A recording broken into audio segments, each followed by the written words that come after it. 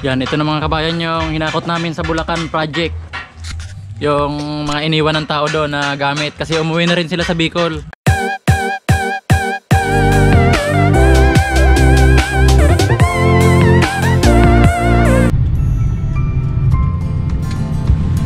Yan, papunta ako ng Bulacan ngayon mga kabayan.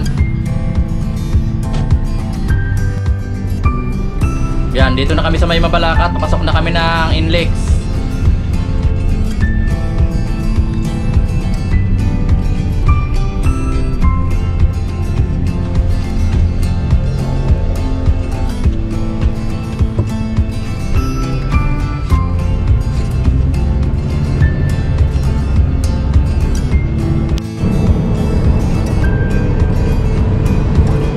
Yan, ang kasama ko ngayon si Bilas saka yung anak niyang panganay.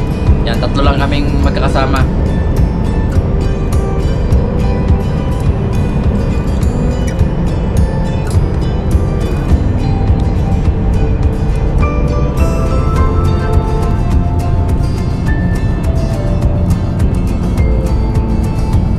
Yan, dito kami mag-i-exit sa Bukawi. Yan, 1 kilometer na lang, Bukawi exit na.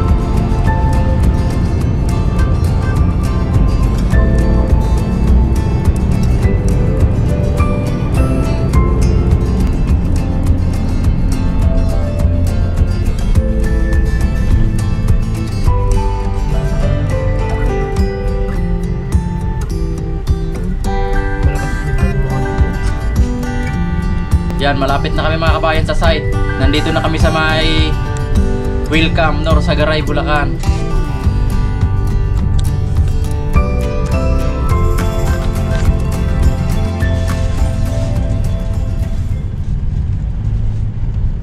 Ay, paano nga?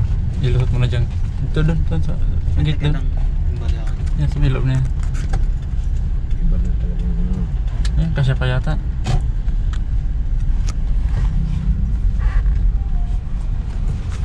Saan kaya nakalagay yung mga gamit ko dyan? Di pasok na doon. Ay, nandiyan po pala.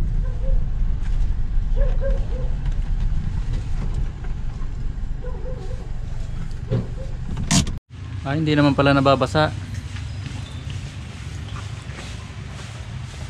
Yan, ito mga kabayan yung naiwan kong gamit dito. Yan, naka toolbox. Saka ito yung tistisan.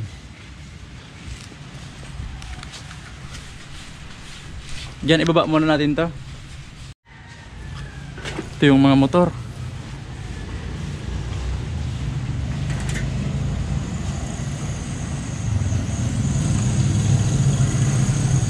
Kulang ng isang motor. Tatlo ito dyan, di ba?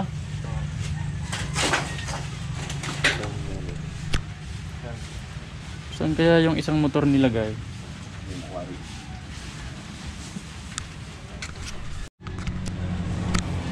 Nakuhan to, nasunog to nung iniwanan ni Tulando yung kuan, yung kusot na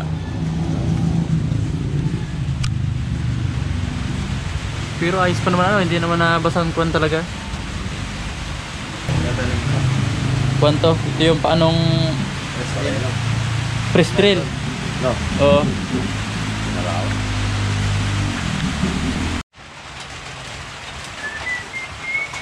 Ang tagal na stock nitong panghasa ko na to. Kauwi ko lang galing Bigan. Ano dyan, kakasya kaya yung gamit natin? Sige, urok mo ito doon. Huwag na nating ilagay ito.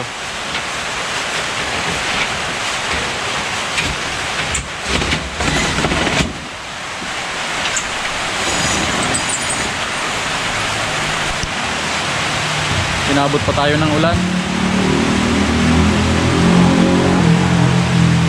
Pati siguro ito nabasa, ano?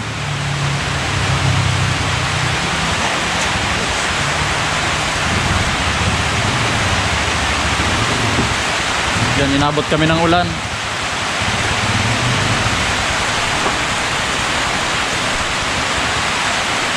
Ihuli na natin yan dyan. Ihuli.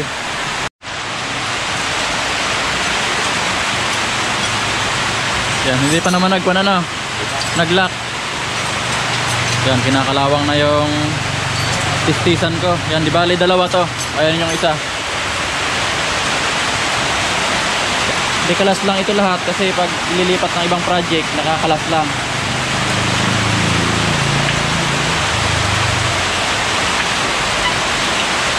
Yan, detornilyo lang lahat to.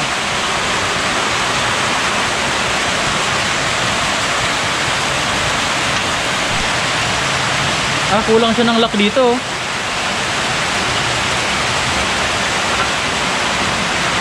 Saan kaya nailagay yan?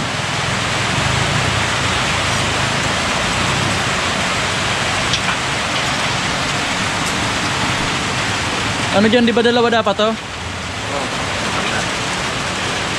Nawala siguro ni Onyo.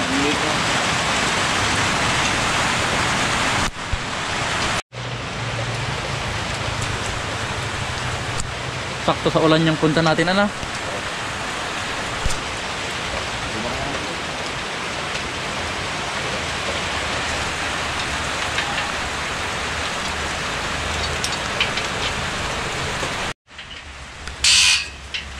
Yan, ito mga kabayan yung laman ng toolbox ko. Yan, nababasa.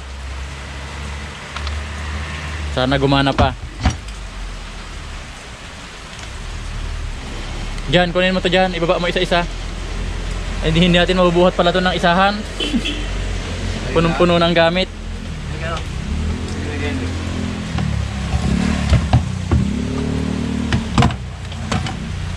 Ayan mga kabayan, tumutulo yung tubig.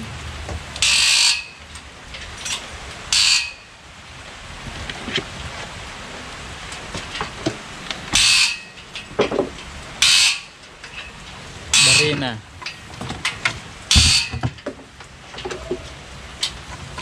Yan, hindi namin kasi maiaangat pag hindi tinanggal yung laman.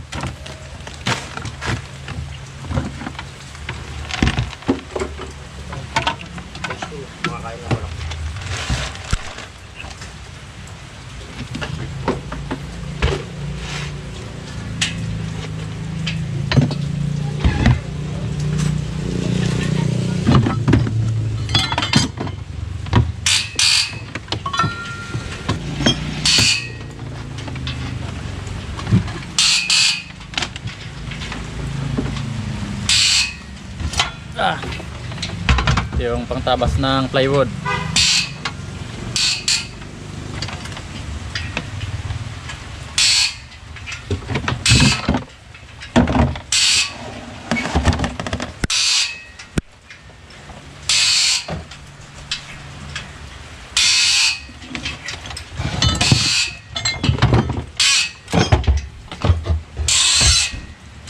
Ito dyan, ano kaya kung hindi nabasa sa tingin mo?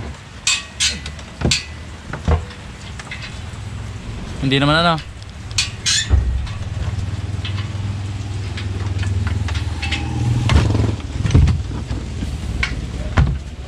Ito naman yung router na malaki.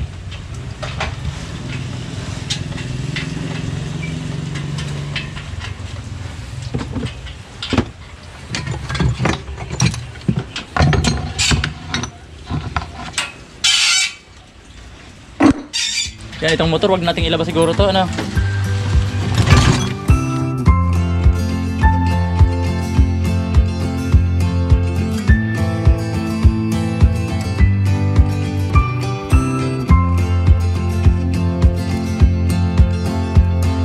Yan, ito pala mga kabayan yung ginawa namin dati dito sa Bulacan, itong mga housing na to. Yan ang ginawa ko dito, lahat na nakikita nyo yung mga pinto na yan. Yan po yung mga ginawa ko dito, tapos lahat ng mga cabinet sa lababo. Yan, tapos mga division, lahat ng division yan sa mga unit na yan. Tapos gumawa rin ako dito ng 250 unit simula hukay. Yan yung mga nauna doon sa bandang dulo doon.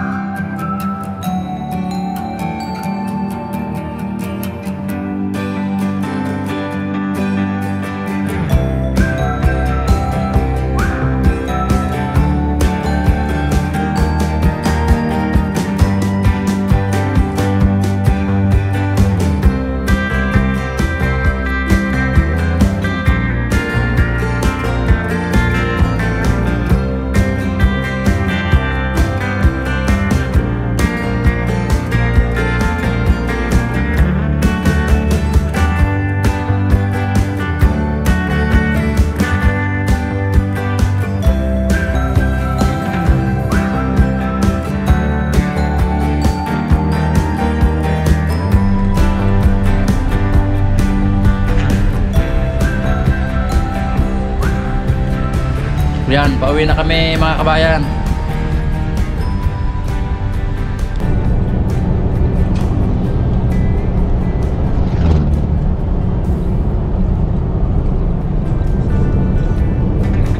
Dito na kami sa tulay ng Bamban Tarlac. Yan, ito yung pinaka-boundary ng Mabalacat at Bamban.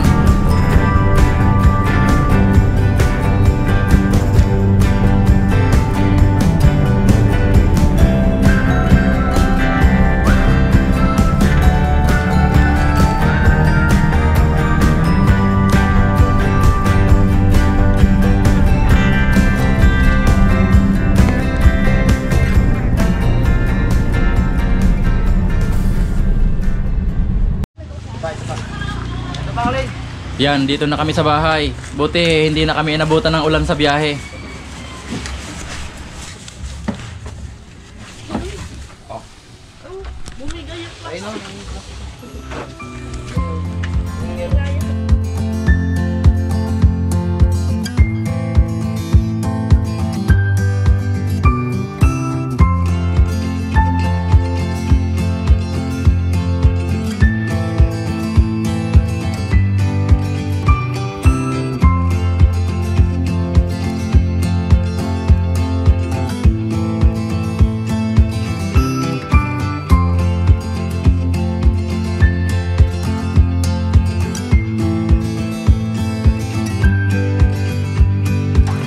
Yan, ito na mga kabayan yung hinakot namin sa Bulacan project.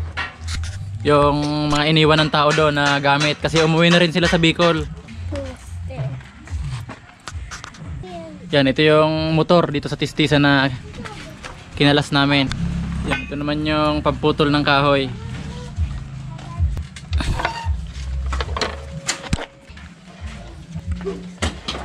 Yan, ginamit namin ito sa paggawa ng pinto doon sa mga unit sa Bulacan. Yan, ito naman yung mga nailer na ginamit namin doon. Yan, ito naman yung circular ko doon na ginamit. Yan, kinakalawang na rin, naka-stack. Yan, hindi ko agad nahakot to dahil nga lockdown, hindi agad ako makalabas ng bigan. Kaya tinapos ko muna yung project doon, kaya ngayon ko lang to nahakot.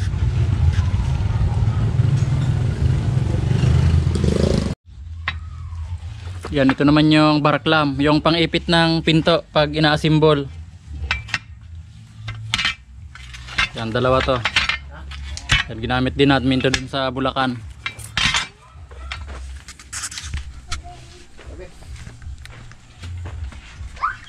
Yan, ang susunod kong pupuntahan yung Cavite project. Yan, kaso may mga tao pa ako doon, kaya hindi ko pa mahahakot yung ibang gamit kasi ginagamit pa.